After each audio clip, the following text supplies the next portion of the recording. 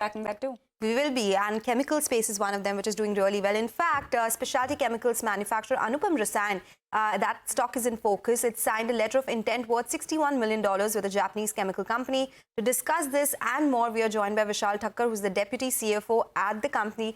What are the trends really looking like? What about this particular letter of intent that the company has won, and a lot more? Mr. Thakkar, good afternoon. Thank you so much for joining us. Can you give us a sense of what are some of the categories or the sectors you'll be catering to with this particular molecule? Do you have capacity available for this, or the current capacity is fungible? Are these high margin products? Hi, good morning and good afternoon, and Merry Christmas to you. Yes, I'm happy that our strategy on the polymer side and the chlorine polymer side has really been playing out well. This product is basically a very niche product, which is mainly manufactured in a couple of geographies only, and we will be one of the only ones in India to manufacture this. This product is basically going into a high-performance thermoplastic polymer, which will have an applications in defense, aerospace, semiconductors, electronic chemicals, and high-performance industrial machinery. So this is very, very niche product, very integral to making applications more robust and more having a high performance activities of this. If you look at it from a geography side, this is again a Japanese customer, a very large Japanese customer has signed up with us here. And if you look at it over the last couple of year and a half, this is the fourth Japanese LoI that we have signed with the Japanese customer.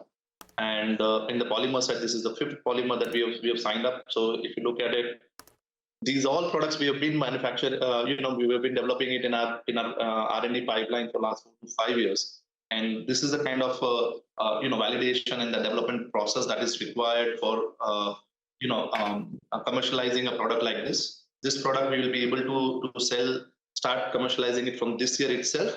And as we go, the ramp up will happen over the few years. So it's a very good one. If I even talk about the geography, Japan has become very interesting for us. And just where recently our CEO, Mr. Gopal, had led the sales delegation to Japan, and the kind of demand and kind of interest that we have seen from our Japanese current and the potential clients is very encouraging all across. Definitely agro plays out, but polymers has been playing out really strong, and also from the chlorination side. So we've been seeing very interesting demand that is coming from this geography and from these applications.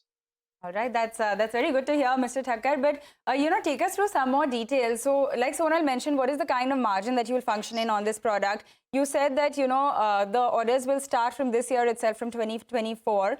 So take us through what the timeline is. Is this going to be sort of evenly spread out over 9 years? And also, since you are speaking of the Japanese market, is there any more that we can see in terms of new orders or any other new product from Japan as well?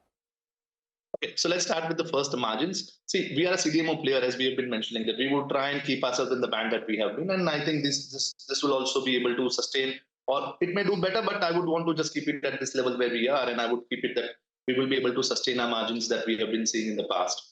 Second is from the ramp-up point of view. Ramp-up as any LOI or any this kind of a product which is very specific in terms of applications, it always will have a ramp-up period.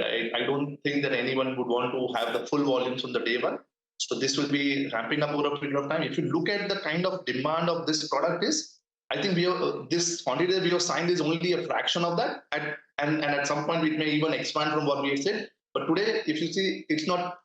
It will be slow in the initial few years, and it will ramp up fully by in let's say 3 to 4 years time. It will be fully ramped up, and that's where you would be able to see that the 900 is a culmination of all those numbers that we have talked about, from a low volume in the initial years to a peak volume by the tail end of the contract.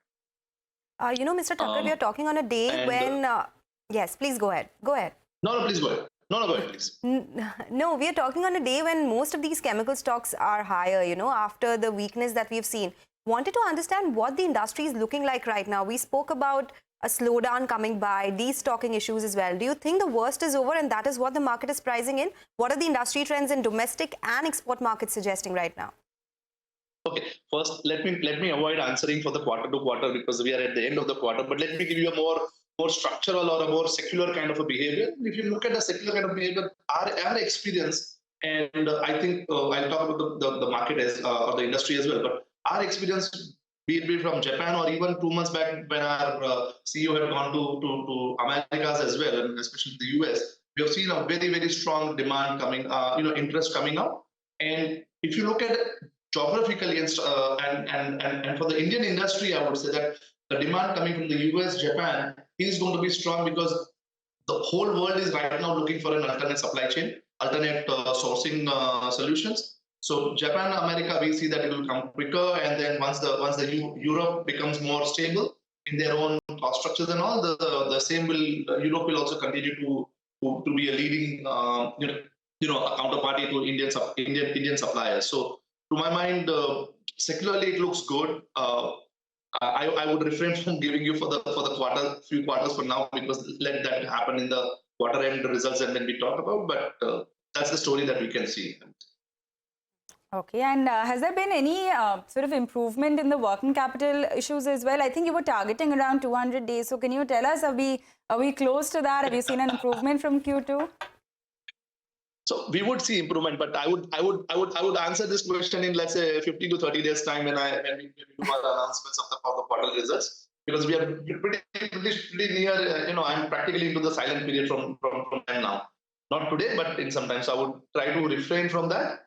But again, just to reiterate, I think the long-term demand looks very interesting and very strong for us.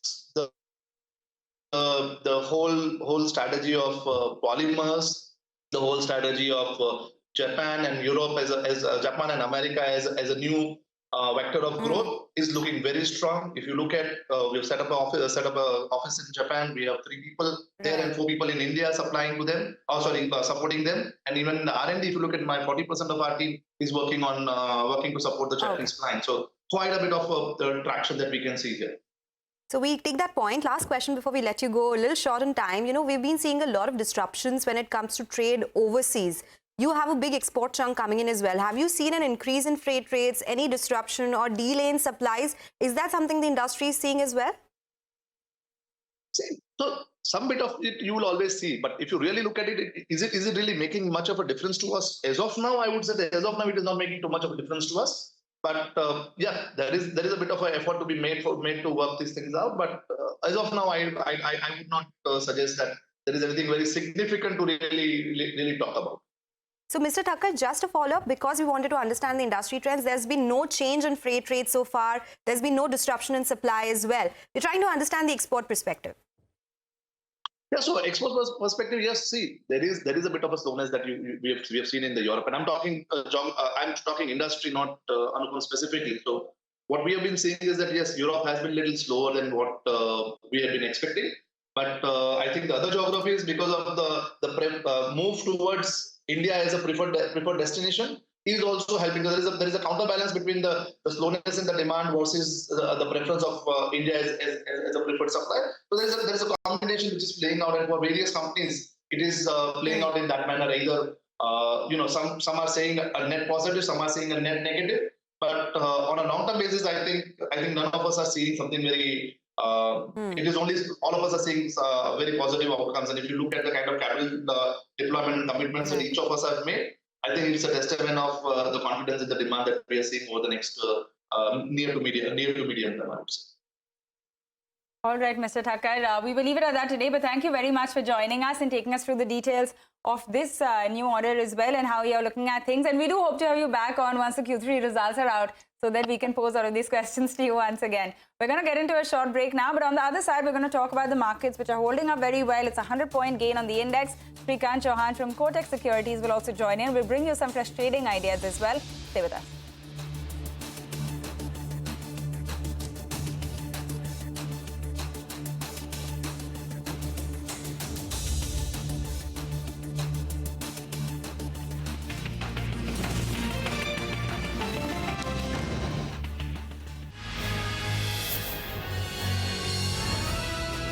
CNBC-TV18, embarking on a quarter century of excellence. Thanks for tuning in to CNBC TV 18, and for more news and updates, follow us on all the social media platforms.